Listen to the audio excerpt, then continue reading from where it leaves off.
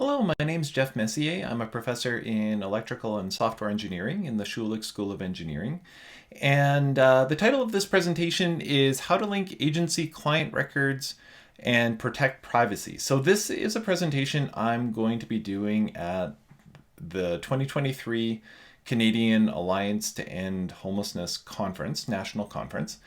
And when I talk about, agency client records, what I'm talking about are housing and homelessness agencies. So if you're watching this and you don't have a background in housing and homelessness, essentially what I'm going to be talking about is how to securely link records for people using the housing and homelessness system of care, and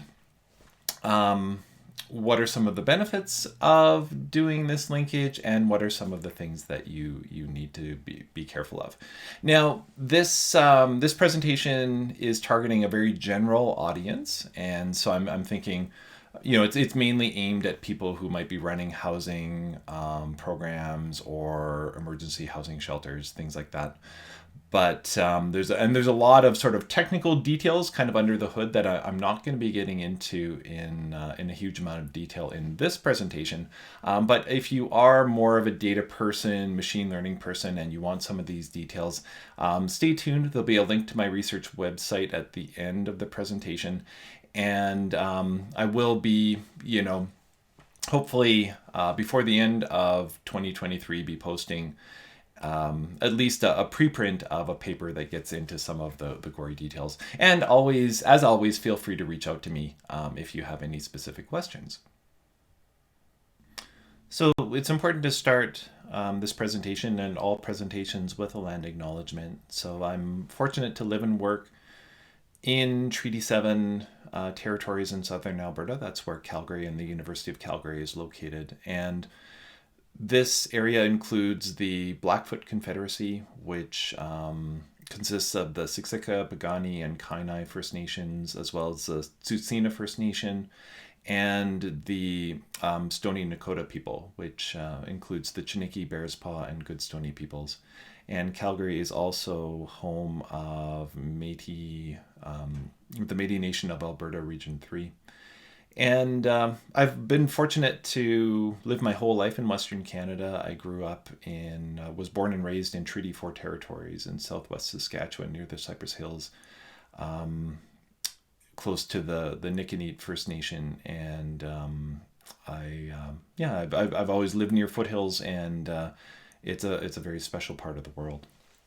I also want to say thank you to all of the agencies that have made this work possible. Now, these are all the agencies that I'm lucky enough to be working with right now, but the particular agencies I'd like to thank for this particular presentation are the Calgary Homeless Foundation. So this presentation was done using data from the Calgary Homeless Foundation, and enabled by collaborations with the Alberta government. Okay, so let's get into the presentation. So first, a few words about the housing and homelessness data ecosystem and why record linkage is an important topic. So fundamental to the housing and homelessness system of care is the reality of data fragmentation. And this is basically because of all of the agencies that work in this space. So there are many agencies. Each agency, particularly because many of them are not-for-profit, will have different kinds of information technology or IT systems, and the consent to share data across the system of care isn't always routinely collected. So there's a privacy and consent piece as well that I'll talk about a little bit more. Another challenge is that there's no standard identifier. So unlike when you access the healthcare system, for example, there's no sort of provincial ID number, no equivalent of like your provincial healthcare number when you access these agencies. So really, the only way people can be identified is using names and birth dates, which are a special challenge because that's sensitive identifying information. And but despite all of these challenges, merging information has value, and it has value when we merge at what I'm going to refer to as the individual level, as well as the group or population level. So at the individual level, I mean information sharing when an individual comes into an agency and maybe that agency obtains consent to gather information related to that individual from other agencies as well. And by pooling this information at the level of the individual, it will hopefully lead to better care decisions because the support people working with that person have better context for what that person has experienced, improved safety if that person is facing some very acute challenges, perhaps related to health. And it also avoids retelling potentially traumatizing events. Now, the reason why we might also want to merge information or the value of merging information when we think about groups or populations of people moving through the system of care is that we can sort of, once we've connected people together from a data perspective, we can see how people are flowing from agency to agency, program to program. And it really helps us understand the system better, as well as spotting, what programs maybe aren't working great, what programs are working really great. And, understanding the flow of people also can improve collaboration between agencies if a lot of people happen to be flowing through two particular agencies. Now, the issue of privacy and in particular the consent of individuals regarding around how their information is shared is a huge piece of the record linkage issue. And sort of because I'm focusing on kind of maybe some of the more technical aspects of how to do record linkage, I'm not going to go into consent in a huge amount of detail, other than saying, I mean, maybe the easy kind of default assumption I could make for this presentation is that there's no merging of identifying information without consent. And of course, that's the gold standard, right? Everybody provides informed consent before their information can be shared. In reality, in practice, this decision is a lot more nuanced. Yes, consent is to be obtained whenever possible, but there's also sometimes issues around what is practical in a particular situation. Issues around safety might make sharing or linking of information a little bit more urgent than it would otherwise be. And there's a very sort of active conversation around the issue of consent going on right now, and there's many things that have been written on this. One of the very valuable documents that I've found is one that was written by PolicyWise in collaboration with a number of Calgary agencies, including the Calgary Homeless Foundation, and the QR code is just here on this slide. And so I really encourage everybody, if you're interested in consent and if you want to sort of like appreciate all of the different dimensions, this is a very useful reference document if you haven't already read it. And so when, we're sharing at the individual level, we're dealing with a single person and we're trying to gather that person's information. So, again, the gold standard is that person gives consent before we do that. Now, to benefit from merging information at the group or population level, identity actually isn't required, right? So like when we want to understand how thousands of people flow through the system of care, we don't need to know the names of all those people, right? We just need to know that they're individuals. The only wrinkle is, however, that in housing and homelessness, typically we still need to use names and birth dates to actually connect records together. And so how we do that is a lot of what this presentation is going to be about. And I'm going to talk about how we can still protect privacy using sort of scrambling and encryption techniques, but still effectively link those records together kind of to benefit from that population or group level analysis. Okay, so let's take an example of how things might work on the individual level. So my name's Jeff. I happen to be accessing perhaps housing agency A. And I've also been using the services at a second agency, agency B. And I give consent to agency A to access and request my records from agency B, so they can get all of my information in one spot. And so if we look at what the data actually looks like, data tends to look kind of like a table. And so typically every time someone interacts with a housing and homelessness agency, there's an entry or a row created in the table. Often people have unique identifiers. So I've got an ID number at agency A. Usually there's a timestamp and then a name. So this is my name, and then this is some data regarding my interaction with that agency. And I've been working with agency A for a while, so I've got another entry down here for January 12th. Now, when we look at the data for agency B also has identification numbers typically in their data, but they're not going to be the same ones as agency A, because typically the data systems aren't synchronized, or in some cases are not compatible. But the record or the data is going to look pretty similar, right? So we've got an identification number, typically a date stamp, a name, and then some other data fields associated with it. And so we can't use ID number when agency A makes a data request to agency B for my data, but they will basically send my name over. So someone from agency A calls B and says, we would like Jeff's data. He has provided consent for us to access it. And so agency B is stuck with basically using names. So they want to say, okay, well, where has Jeff shown up in the data? Here, clearly he has. The proper spelling of my name is Geoff. So, I'm showing up here as identification number 30. But there's also an entry here further down at agency B for Jeoff. Now, this is a simplistic example, but people misspell my name all the time. And so we can look at that and say, well, that could be the same person because those spellings are very, very close. And so maybe there's a conversation between agency A and B, and agency B says, well, we've got some other records here. The name's pretty similar. Can you ask your client? Agency A asks me, and I said, oh yeah, I've been interacting with agency B for a while. I think maybe they did misspell my name, and then they merge all those records together. So big conversation, but eventually we can get to the bottom of it, humans talking to humans.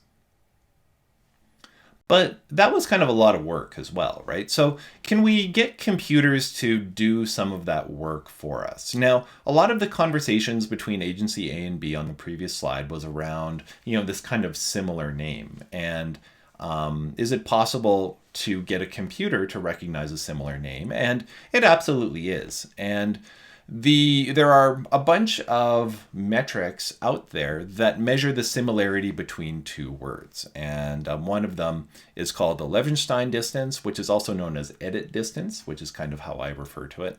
And it basically counts the number of character edits that change one word into another. So how many characters do we have to change to make one word into a second word? And so one example is Geoff to Jeoff. The edit distance between these two words would be 1, because we can change one word into the other by making a single substitution. We can change the G to a J. What about another kind of typical misspelling of my name, Geoff to Jeffrey, spelled with a J? In this case, the distance would be 5. So there's more separation. There's less similarity between the two words, because to change one word to the other, we need to make one substitution, J to G. We need to delete the O, and we need to insert REY. And so that adds up to a distance of 5. So what does this edit distance similarity look like in practice? Well, this is where the collaboration with the Calgary Homeless Foundation comes in. So the Calgary Homeless Foundation aggregates data from a number of different housing programs and homelessness shelters in Calgary. And they sort of have all those records together, but they don't necessarily merge them, but they have access to them. And Calgary Homeless Foundation staff basically manually sorted through a bunch of records, a bunch of sort of similar records, and then just visually spotted whether or not these certain people matched the records of other people. So they did this for 375 people across 144 different services. And so what did they find? Well, 40%, 40.8% of these people had no duplicate profiles at any other agency. So each person, 40.8% had only one profile, didn't show up anywhere else. 18% had one duplicate profile, either within the same agency or from another agency. 15% had two duplicate profiles, and so on. You can see the numbers there. And so duplicate profiles are actually pretty common. Roughly, slightly over half of people across the Calgary Housing and Homelessness System of Care had a duplicate profile. Now, what we were able to do is then calculate the edit distance, like how many characters were different between the names and birth dates between each one of these manual matches that were identified by CHF staff. And about half, 46.7%, were identical, right? So two people or one person using two different services or multiple services, and their name and their birth date were entered correctly every single time. However, 13.8% of matches had a distance of 1. So just one character different, right? So there's some Jeffs out there that were spelled with a J rather than a G. 10% had a distance of 2, and so on. But almost 21% had a distance of greater than 4. So quite a few characters different, even though they were manually sort of judged as being the same person. And so anecdotally, basically what the staff found was low distance matches, like a couple of characters, tended to be misspelling, name misspellings or typing mistakes. Maybe a one digit wrong on a birthday, or Jeff with a J, Jeff with a G kind of things, Dave, David, stuff like that. The higher distance matches, the matches greater than 4, tended to be people who were obviously the same person, but there was a whole field that were different, right? So maybe an entire first name was different, an entire last name was different, but it was there was still enough similarity there that you can see it was the same person. And so how does this, potentially make life easier? Well, let's go back to our individual level example. Remember, agency A and B had a lot of conversation around names that were similar. And, in our first example, basically a human person at agency B would have to sort of go through all the records in agency B and not only pull out the exact name matches, but ones that were similar. Using this idea of edit distance, agency B can now search for records that are identical and close to identical to the person we're interested in, right? So we could maybe say, well, give me all records that are within an edit distance of 1 of GEOFF, and JEOFF would pull up a lot easier to have that quick conversation between agency A and B, and then pull the data and send it back to agency A. But what I want to sort of remind everyone is, like, up until now, we are using with fully readable names and birth dates, right? So all of this work is being done with fully identifying information, and so consent is essential.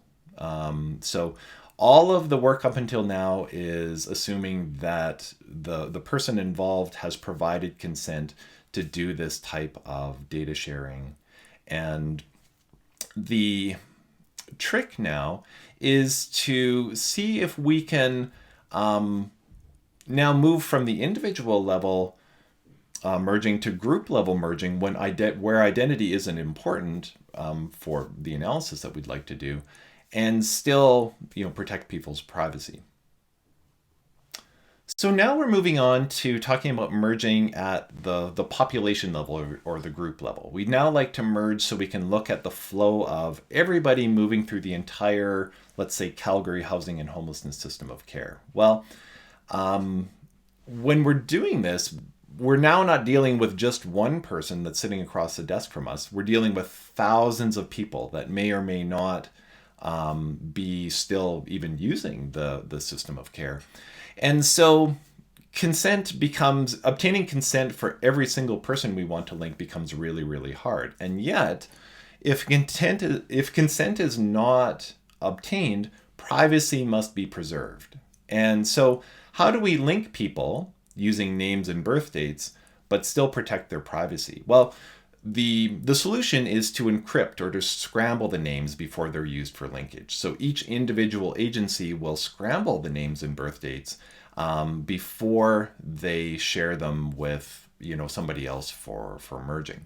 Now this is fine. There's a whole bunch of encryption out there, but we need to use a special kind of scrambling technique that still allows us to spot name similarity, right? So we still want to be able to identify names that are similar to each other, and yet we want to scramble them so that we can't actually read those names.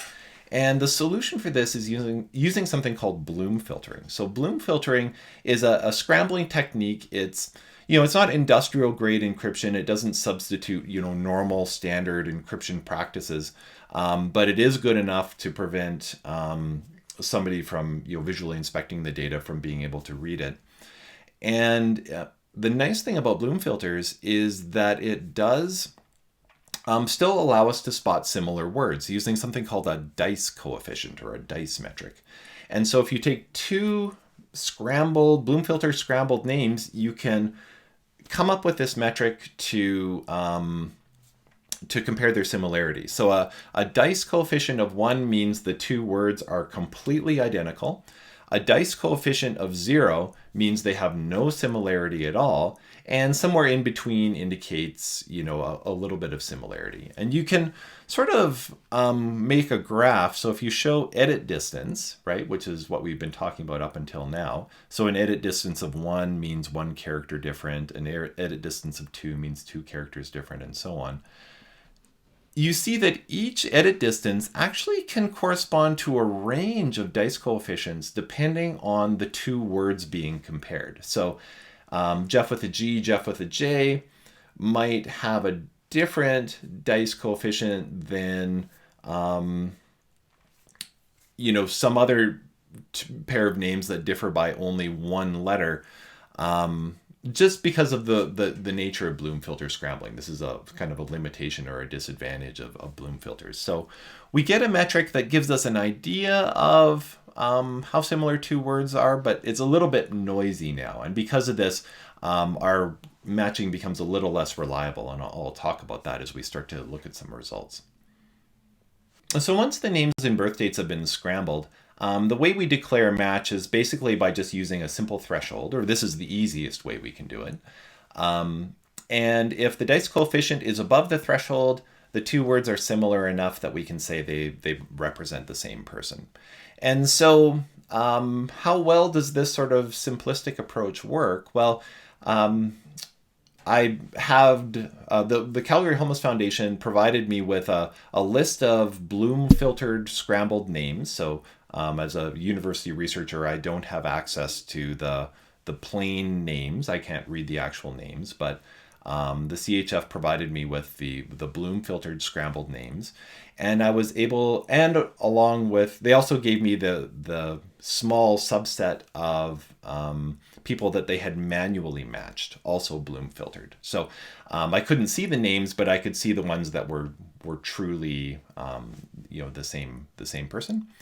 And using this, I was able to come up with a threshold that gives us a precision of 69% and a recall of 83%. And again, this is kind of diving into some of the technical details a little bit, but precision is basically your true positive rate. So 69% means that of all the people that you declare as a match, 31% of those people will be incorrect. They'll be false matches. Recall is a measure of how many of the matches in the population you can actually detect. And an 83% means that there are 17% of the matches in the population will be missed. And so this is reasonable performance. I think, it's good enough to certainly get started on this large population level analysis. And this is with a very simple method where I haven't done this yet, but we're going to be investigating machine learning techniques to do the matching instead of thresholds. That should be able to do better. Okay, so let's now kind of, using this Bloom filter idea, let's do another example where agency A and agency B aren't pulling data for one person anymore. They want to merge all of their data together to sort of analyze how the flow of everybody they serve moves back and forth between the two of them. And so agency A has a list of names that access their services. Agency B also has a list of names. They use a program that does Bloom filter scrambling. You can find these. I've also got one that I've written for my partners to use. So if you're interested in trying it out, you can send me an email. But using a Bloom filter scrambling program, the agencies will scramble the names, and they agree on a secret key. And now the agencies, now that they've scrambled the names, agency A will send its data to agency B, and agency B will send its data back to agency A. No, don't do that. Stop. So just because agency A and B have encrypted their names and birth dates does not mean they can now exchange data, right? Because both agencies have in possession not only the scrambled fields, but also the original names. So agency A knows that Jeff corresponds to A34B09. So when they see A34B09 in agency B's data, it's trivial to map that back to an actual name and know who it is. You can get around this by using two different secret keys, but then there would be no way to merge the data, because if agency A and B aren't using a common key, then you can't recognize any matches at all. And so the way to do this safely is to actually deal with a third party. And so in order to securely merge data at a group or population level, while still protecting the privacy of the people in that data, two agencies can't do it back and forth with each other. There has to be a trusted third party. Now, this third party could be a government office. It could be a system level planning agency. It could be the municipality. In some cities in Canada, the municipality is responsible for shelter operations. Basically, there has to be a third party. So agency A and B send their data to a third party, and there are a few rules that have to be respected when we do something like this. First of all, number one, the third party can't have access to the secret key. So the secret key is known to agency A and B, but you can't give it to the third party. Also, you can't, maybe more obviously, give the third party the unscrambled names. So agency A keeps its list of unscrambled names private. It never shares that list with anyone.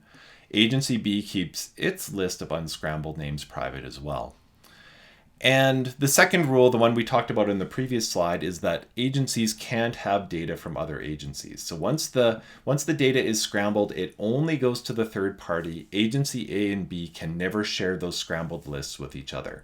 And this means the third party not only does the merging, but the third party also needs to do the system level analysis. And so the third party might record, population level statistics about the flow of people between agency A and B, but at no point can the third party actually give the merged data back to agency A and B.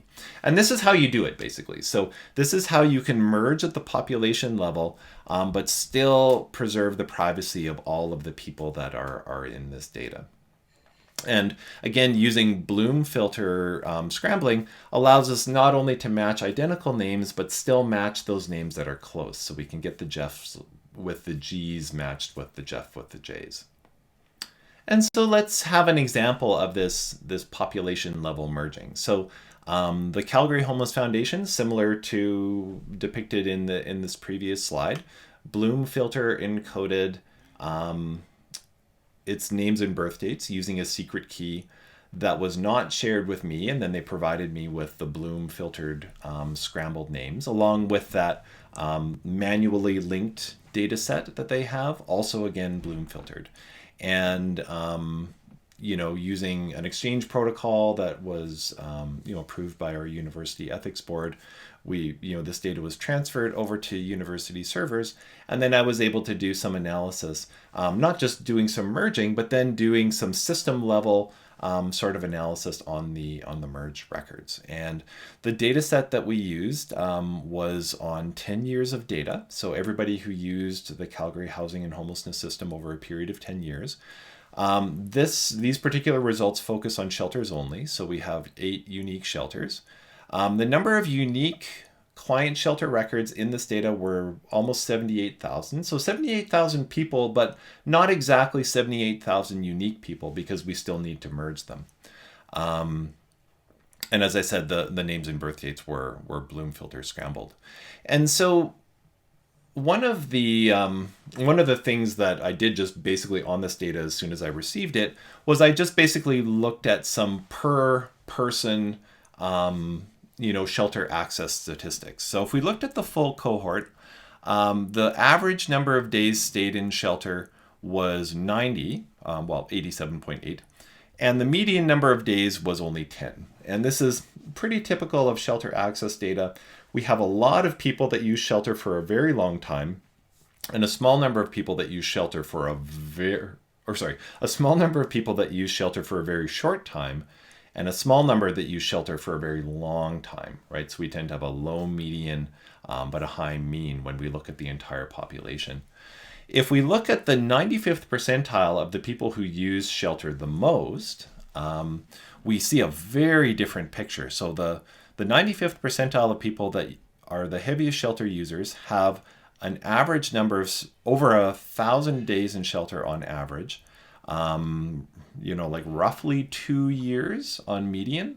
And if we look at the number of shelter stays in the entire system that are can be assigned to this 95th percentile, we're at 58%. So that means 5% of the population is responsible for 58% of stays in shelter. And this won't come as a surprise to anybody who is familiar with the housing and homelessness sector. It's pretty well known that a very small minority of people are responsible for the heaviest use of the system.